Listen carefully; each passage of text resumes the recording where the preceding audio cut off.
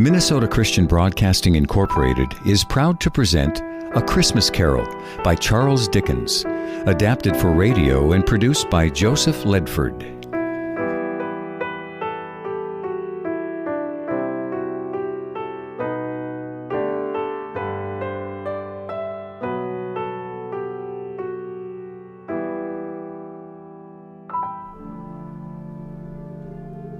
Marley was dead, to begin with. There's no doubt whatever about that. The register of his burial was signed by the clergyman, the clerk, the undertaker, and the chief mourner. Scrooge signed it. Old Marley was as dead as a doornail. Scrooge knew he was dead? Of course he did. Scrooge and he were partners for many years. Scrooge was his sole executor, his sole administrator, his sole friend, and sole mourner. There is no doubt that Marley was dead. This must be distinctly understood, or nothing wonderful can come of the story I'm going to relate. Scrooge never painted out old Marley's name. There it stood, years afterwards, above the warehouse door, Scrooge and Marley. Oh, but he was a tight-fisted hand at the grindstone, Scrooge. A squeezing, wrenching, grasping, scraping, clutching, covetous old sinner. He carried his own low temperature always about with him. He iced his office in the dog days and didn't thaw it 1 degree at Christmas. A Merry Christmas, Uncle. God save you. Bah, humbug. Christmas a humbug? You don't mean that, I'm sure. What right have you to be merry? You're poor enough. Come then. What right have you to be dismal? You're rich enough. Humbug. Don't be cross, Uncle. If I had my way, every idiot who goes about with Merry Christmas on his lips would be boiled in oil and buried with a stake of holly through his heart. Uncle, surely you don't feel that way about it. You keep Christmas in your way, nephew, and I will keep it in mine. But you don't keep it, Uncle Scrooge. Then let me leave it alone if I wish. Well, there are many things from which I have derived good, but which I have not profited, I dare say. I have always thought of Christmas time as a good time, a kind, forgiving, charitable, pleasant time. The only time I know of in the long calendar of the year when men and women seem to open their shut-up hearts freely and to think of people. And therefore, Uncle, though it has never put a scrap of gold or silver in my pocket, I believe that it has done me good and will do me good, and I say, God bless it. Hear, hear! Another outburst like that, Bob Cratchit, and you will spend your Merry Christmas looking for a new position. Oh, don't be angry, Uncle. Come, dine with us tomorrow. I see you hung first. Why did you ever get married? Because I fell in love. Love. The only thing more ridiculous than a Merry Christmas. I am sorry, with all my heart, to find you so resolute. But I'll keep my Christmas humor to the last. So, a Merry Christmas, Uncle. Ah, humbug. And a Happy New Year. Ah! Merry Christmas, Bob. Merry Christmas, Fred. Oh, excuse me. Oh, think nothing of it, my boy. Scrooge and Marley's, I believe. Have I the pleasure of addressing Mr. Scrooge or Mr. Marley? Neither, but that charitable fellow over there can help you. Good day. Have I the pleasure of addressing Mr. Scrooge or Mr. Marley? Marley has been dead these 7 years. He died 7 years ago this very night. We have no doubt his liberality is well represented by his surviving partner. At this festive season of the year, Mr. Scrooge, it is more than usually desirable that we should make some slight provision for the poor and destitute who suffer greatly at the present time. Many thousands are in want of common necessaries. Hundreds of thousands are in want of common comfort, sir. And are there no prisons? Plenty of prisons. And the union workhouses, are they still in operation? They are. I wish I could say they were not. Oh, I was afraid that something had occurred to shut them down. I'm very glad to hear they are in full vigor. Under the impression that they scarcely furnish Christian cheer of mind or body to the multitude, a few of us are endeavoring to raise a fund to buy the poor some meat and drink and means of warmth.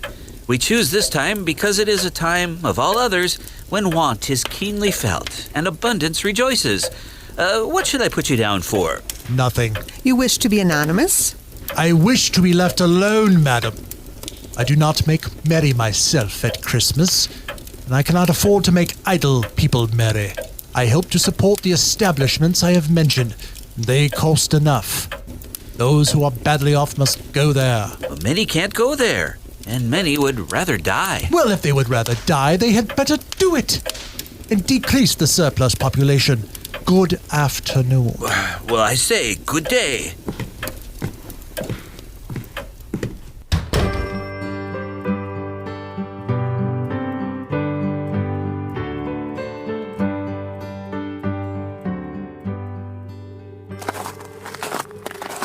Scrooge lived in chambers which had once belonged to his deceased partner. They were a gloomy suite of rooms.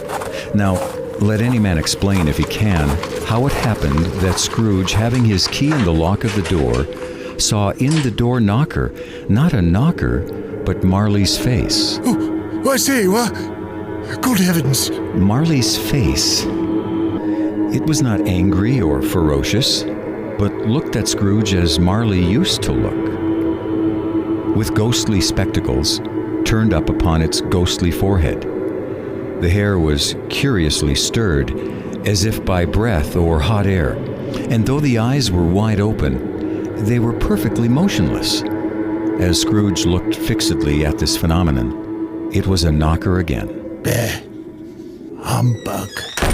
Up Scrooge went, not caring a button for the dark. Darkness is cheap, and Scrooge liked it.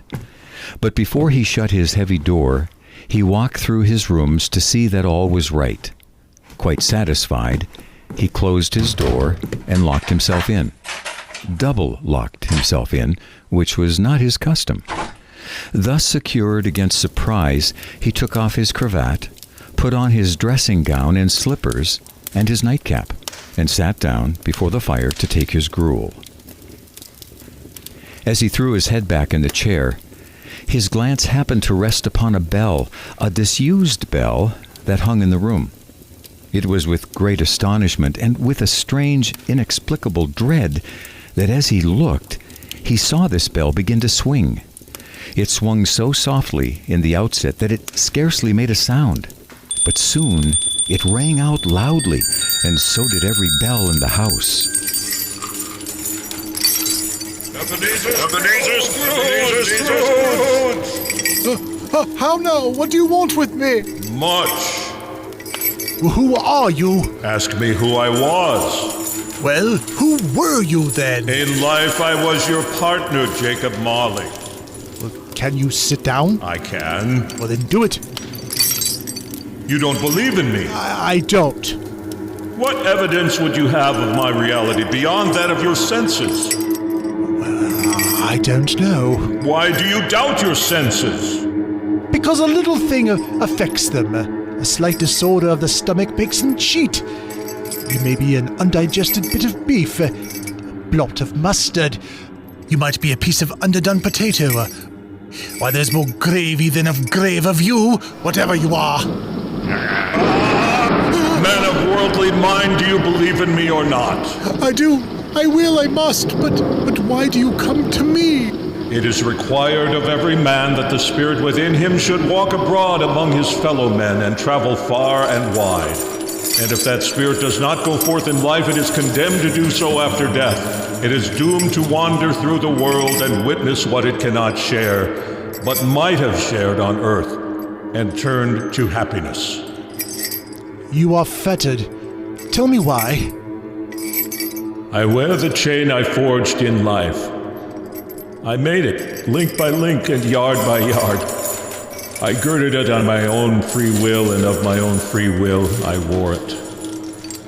Is its pattern strange to you, or would you know the weight and length of the strong coil you bear yourself? It was full as heavy and as long as this 7 Christmases ago. You have labored on it since. It is a ponderous chain. Oh, speak comfort to me, Jacob. I have none to give. I cannot rest, I cannot stay, I cannot linger anywhere. My spirit never walked beyond our counting house. Mark me, in life my spirit never roved beyond the narrow limits of our money-changing hole. And weary journeys lie before me, No rest, no peace, incessant torture of remorse. But you were always a good man of business, Jacob. Business, mankind was my business. The common welfare was my business. Charity, mercy, forbearance, benevolence were all my business. At this time of year I suffer most. Why did I walk through crowds of fellow beings with my eyes turned down and never raised them to the blessed star, which led the wise men to the blessed babe? Hear me, my time is nearly gone. I am here tonight to warn you that you have yet a chance and hope of escaping my fate, Ebenezer. You were always a very good friend to me, Jacob. Thank you. You will be haunted by 3 spirits. Is that the chance of hope you mentioned, Jacob? It is. I think I'd rather not. Without their visits, you cannot hope to shun the path I tread. Expect the first when the bell tolls 1. Look to see me no more and remember what has passed between us. Humbug! When Scrooge awoke, he listened for the hour. With a deep, dull, hollow, melancholy toll, the bell struck 1. Light flashed up in the room upon the instant.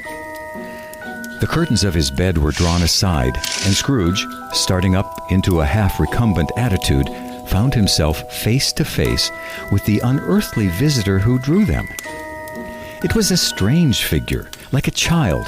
Its hair, which hung about its neck and down its back, was white as if with age, and yet the face had not a wrinkle in it. Are you the spirit whose coming was foretold to me? I am. Who and what are you? I am the ghost of Christmas past. Long past? No, your past. What business brings you here? Your welfare. I cannot help but think that a night of unbroken rest would be more conducive to that end. Your reclamation, then. Take heed, rise and walk with me. The grasp, though gentle as a woman's hand, was not to be resisted. He rose, but finding that the spirit made towards the window, clasped his robe in supplication. Wait, I am mortal and liable to fall. Bear but a touch of my hand there, and you shall be upheld in more than this. Time does not allow us to relive in detail Scrooge's journey with the ghost of Christmas past. Images of Scrooge's youth, a sad and lonely time, played out before him. He saw himself grow into a joyless and hard-hearted young man obsessed with profit, so much so that it cost him happiness, friendship, and love. It was an exhausted and overcome Scrooge who was returned to his bed. He sank into a heavy sleep. Then, the bell. Awakening and sitting up in bed, Scrooge being prepared for almost anything, when the bell struck, no shape appeared. 5 minutes, 10 minutes, a quarter of an hour went by, yet nothing came. Suddenly, a blaze of ghostly light appeared in the adjoining room. Scrooge got up softly and shuffled in his slippers to the door. Come in, and know me better, man. I am the ghost of Christmas present. Look upon me. Scrooge reverently did so. It was clothed in one simple green robe, or mantle, bordered with white fur. Its feet, observable beneath the ample folds of the garment, were bare, and on its head it wore no other covering than a holly wreath, set here and there with shining icicles. Its dark brown curls were long and free as its genial face, its sparkling eye, its open hand, its cheery voice, its unconstrained demeanor, and its joyful air. Girded round its middle was an antique scabbard, but no sword was in it, and the ancient sheath was eaten up with rust. You have never seen the like of me before. Never. You have never walked forth with the other members of my family? I'm afraid I have not. Have you many brothers, Spirit? More than 1,800. A tremendous family to provide for. Spirit, conduct me where you will. I went forth before on compulsion, and I learned a lesson which is even working now. You have aught to teach me. Let me profit by it. Touch my robe. Perhaps it was the pleasure the good spirit had in showing off this power of his, or else it was his own kind, generous, hearty nature, and his sympathy with all poor men that led him straight to the home of Bob Cratchit, Scrooge's clerk. Cratchit's wife laid the cloth, assisted by Belinda Cratchit, second of her daughters, while Master Peter Cratchit plunged a fork into the saucepan of potatoes. And now 2 smaller Cratchits, boy and girl, came tearing in, screaming that outside the baker's they had smelt the goose and known it for their own. Master Peter Cratchit blew the fire until the slow potatoes, bubbling up, knocked loudly at the saucepan lid to be let out and peeled. What has ever got your precious father, then? And your brother, Tiny Tim? And Martha? Why, bless your heart alive, my dear. How late you are. We'd a deal of work to finish up last night, and we had to clear away this morning, Mother. Well, never mind so long as you're come. Sit before the fire, my dear, and warm up, Lord bless ye. Here comes Father now. Oh, hide, Martha, hide. So Martha hid herself, and in came little Bob, his threadbare clothes darned up and brushed to look seasonable, and Tiny Tim upon his shoulder. Alas, for Tiny Tim, he bore a little crutch and had his limbs supported by an iron frame. Hello, my lovelies. Merry Christmas. Wait a minute, where's our Martha? She's not coming. Not coming upon Christmas Day. I can't tease you, Father. Here I am. Ah, Martha, my girl, bless my soul, it's good to see you. All right, wash up. You all look like dustmen. Be sure to help Tim. And how did little Tim behave? As good as gold and better. Somehow he gets thoughtful sitting by himself so much and thinks the strangest things you ever heard. He told me coming home that he hoped people saw him in the church because he was a cripple, and it might be pleasant to them to remember upon Christmas Day who made lame beggars walk and blind men see. At last, dinner was ready. There never was such a goose. Bob said he didn't believe there ever was such a goose cooked. Its tenderness and flavor, size and cheapness were the themes of universal admiration. Eked out by applesauce and mashed potatoes, it was a sufficient dinner for the whole family. And then the pudding. Oh, a wonderful pudding, my dear. It is the greatest success you've achieved since our marriage. A triumph. Oh, go on, you old flatterer, you. Raise your punch, family. A toast. A Merry Christmas to us all, my dears. God bless us. God bless us, everyone. Spirit, tell me, will Tiny Tim live? I see a vacant seat in the poor chimney corner, and a crutch without an owner, carefully preserved. If these shadows remain unaltered by the future, the child will die. Oh, no. Oh, kind spirit, please, say he will be spared. If these shadows remain unaltered by the future, none other of my race will find him here. What then? If he be like to die, he'd better do it and decrease the surplus population. Oh, Spirit. Will you decide what men shall live, what men shall die? It may be that in the sight of heaven, you are more worthless and less fit to live than millions like this poor man's child. Mr. Scrooge, I give you Mr. Scrooge, the founder of the feast. The founder of the feast, indeed. I wish I had him here. I'd give him a piece of my mind to feast upon, and I hope he'd have a good appetite for it. My dear, the children, Christmas Day. It should be Christmas Day, I'm sure, on which one drinks to the health of such an odious, stingy, hard, unfeeling man as Mr. Scrooge. You know he is, Robert. Nobody knows it better than you do, poor fellow. My dear, Christmas Day. I'll drink his health for you, and for your sake, and the day's, not for his. A Merry Christmas and a Happy New Year. He'll be very merry and happy, I have no doubt. By this time, it was getting dark and snowing pretty heavily. And as Scrooge and the spirit went along the streets, the brightness of the roaring fires in kitchens, parlors, and all sorts of rooms was wonderful. One such parlor, to Scrooge's surprise, was that of his nephew. He said that Christmas was a humbug, As I live, he believed it too. Oh, shame for him, Fred. Really, my dear, he's a comical old fellow, that's the truth, and not so pleasant as he might be. However, his offenses carry their own punishment, and I have nothing to say against him. I'm sure he is very rich, Fred. At least you always tell me so. What of that, my dear? His wealth is of no use to him. He doesn't do any good with it. He doesn't make himself comfortable with it. He hasn't the satisfaction of thinking, ha, that he's ever going to benefit us with it. I have no patience with him. Oh, I have. I'm sorry for him. I couldn't be angry with him if I tried. Who suffers by his ill whims? Himself, always. The consequence of his taking a disliking to us and not making merry with us is, as I think, that he loses some pleasant moments which could do him no harm. I mean to give him the same chance every year, whether he likes it or not, for I pity him. Come now, let's have a game. Oh, yes, let's play the yes or no game. Yes, Fred, you can start. Very well. I've got just the thing in mind. Is it a vegetable? No. An animal? Yes. A savage animal? At times. Is it found in London? Usually. A rat? No. A dog? No. Is it unwanted? More often than not. I have found it out. I know what it is, Fred. I know what it is. What is it? It's your Uncle Scrooge. Spirit, no more. Please, no more, Spirit. I wish to see no more.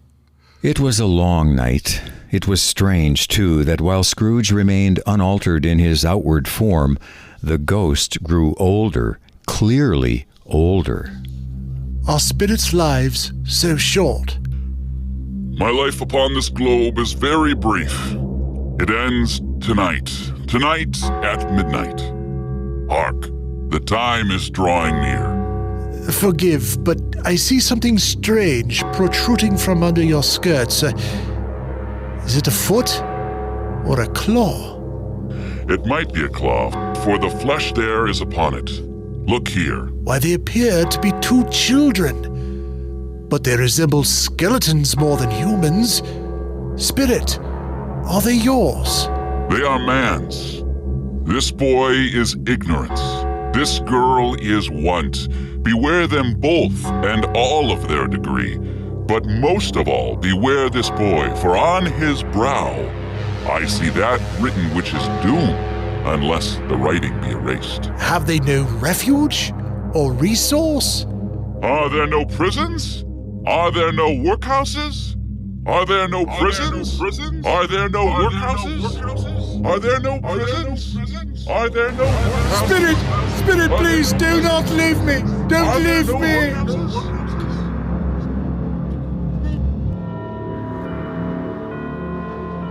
The bell struck 12. Scrooge looked about for the ghost and saw it not.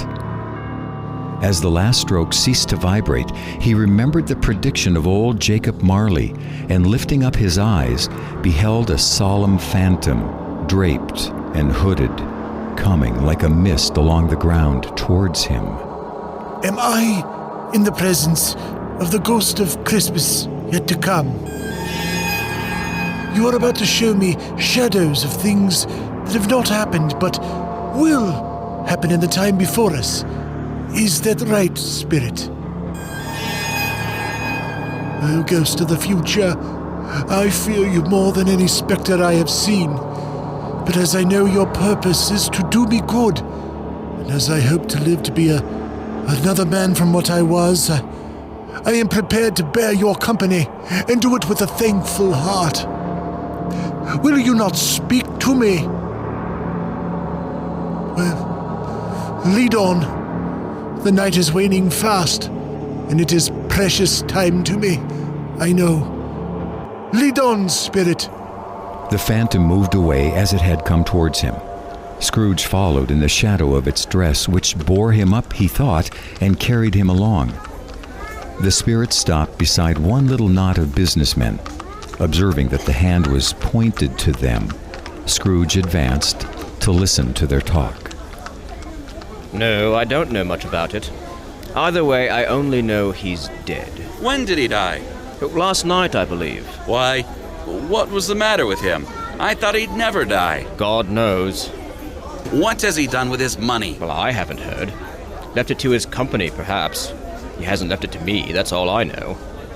It's likely to be a very cheap funeral, for upon my life, I don't know of anybody to go to it. Suppose we make up a party and volunteer. I don't mind going, if a lunch is provided. They left the busy scene and went into an obscure part of the town, where Scrooge had never gone before. The ways were foul and narrow, the shops and houses wretched, the people half-naked, drunken, slipshod, ugly. Far in this den of infamous resort, there was a low-browed beetling shop where iron, old rags, bottles, bones, and greasy offal were bought. Sitting in among the wares he dealt in, by a charcoal stove made of old bricks, was a gray-haired rascal nearly 70 years of age. Scrooge and the Phantom came into the presence of this man just as a woman with a heavy bundle slunk into the shop. But she had scarcely entered when another woman, similarly laden, came in too. We couldn't have met in a better place, my friends. What are you gawking at me, Mrs. Dilber? Every person has a right to take care of themselves. He always did. That's true indeed. No man more so. Very well, then. Who's the worse for the loss of a few things like these? Not a dead man, I suppose. No, indeed. If you wanted to keep him after he was dead, the wicked old screw, why wasn't he natural in his lifetime?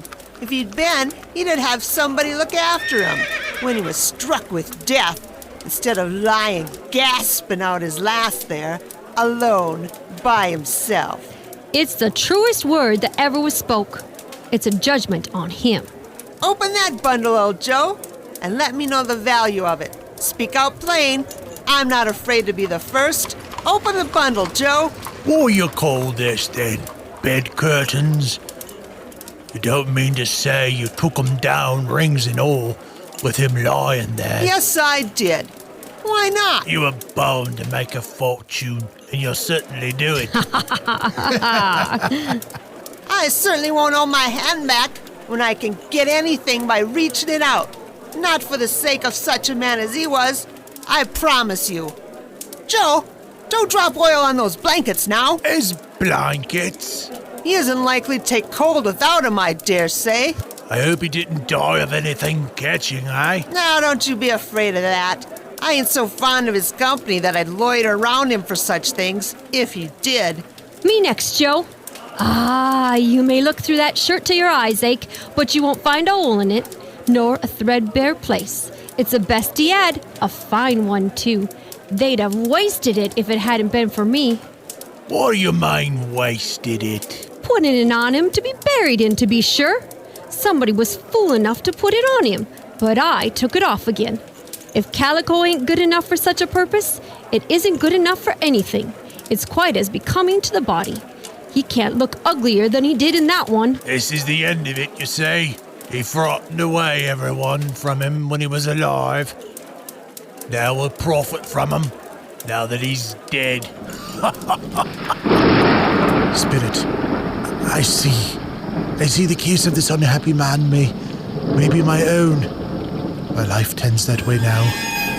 Merciful heaven, what is this? He recoiled in terror, for the scene had changed, and now he almost touched a bed, a bare, uncurtained bed, on which, beneath a ragged sheet, there lay a something covered up. A pale light, rising in the outer air, fell straight upon the bed, and on it, plundered and bereft, unwatched, unwept, uncared for, was the body of this man. Scrooge glanced towards the Phantom. Its steady hand was pointed to the head. Oh, Spirit, this is a fearful place. In leaving it, I shall not leave its lesson. Trust me. Let us go. Still, the ghost pointed with an unmoved finger to the head. I understand you, and I would do it if I could, but I have not the power, Spirit. I have not the power. If there is any person in this town who feels emotion caused by this man's death, show that person to me, Spirit, please. Let me see some tenderness connected with this death, or that dark chamber shall haunt me forever.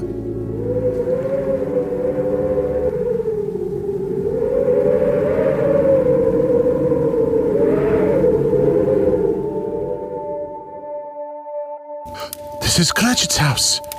Oh, this is a kind and warm place. Thank you for bringing me here, Spirit.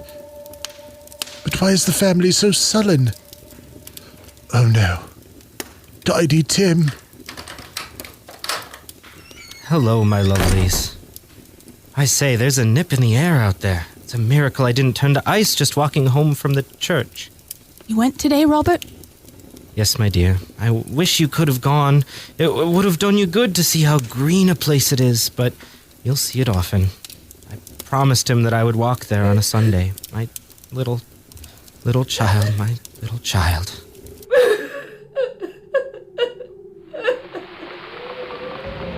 Spectre, something informs me that our parting moment is at hand. I know it, but I know not how. Tell me, what man is that whom we saw laying dead? The phantom pointed as before. Suddenly, the duo were standing in a dismal churchyard. Here, then, the wretched man whose name he had now to learn lay underneath the ground. The spirit stood among the graves and pointed down to one. Before I draw nearer to that stone to which you point, answer me one question.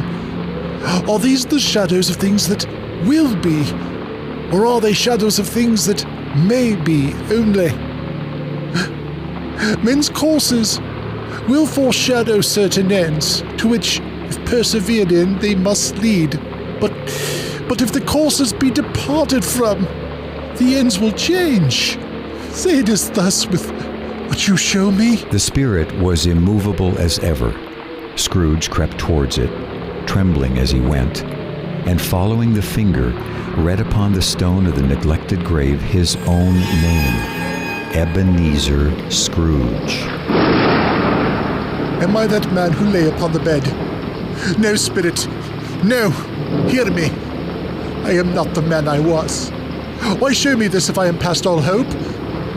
I will honor Christmas in my heart. I will try to keep it all year. I will live in the past, the present, and the future. The spirits of all three shall strive within me. I will not shut out their lessons. Oh, tell me I may sponge away the writing on this stone. Holding up his hands in a last prayer to have his fate reversed, he saw an alteration in the phantom's hood and dress. It shrunk, collapsed, and dwindled down into a bedpost.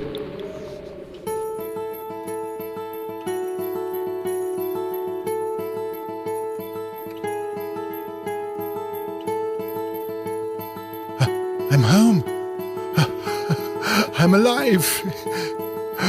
Oh, Jacob Marley, heaven and Christmas time be praised for this.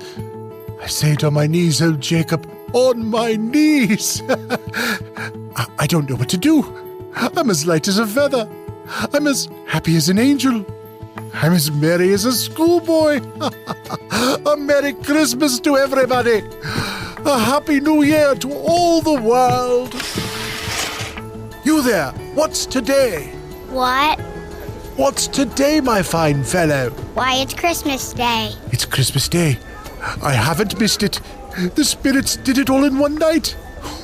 They can do anything they like. Of course they can. Of course they can.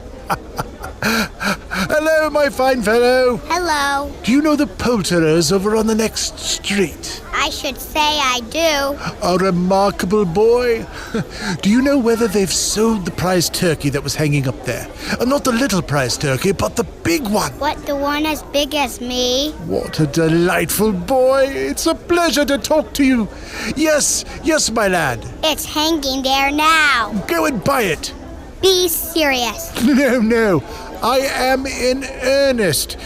Go and buy it and tell them to bring it here, that I may give them the direction where to take it. Come back here with the man and I'll give you a shilling.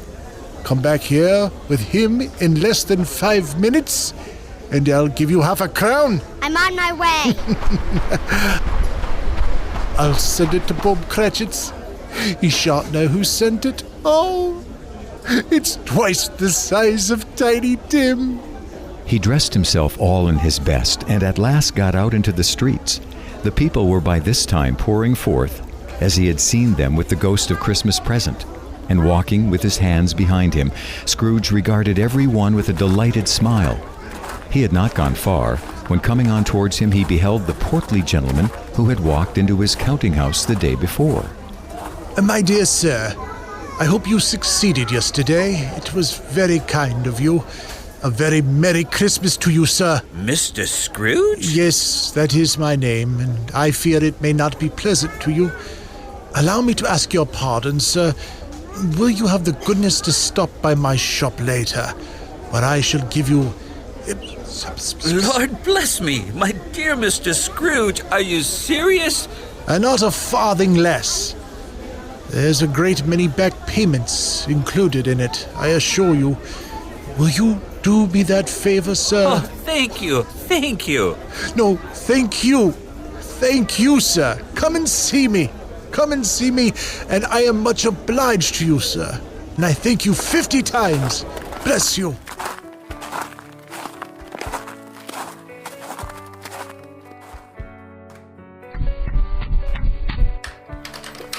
Good heavens, Uncle Scrooge! Fred, I have come to dinner. Will you let me in, Fred? Praise the Lord! It's a Christmas miracle! Yes, come in. Clara! Uncle Scrooge has come to dinner!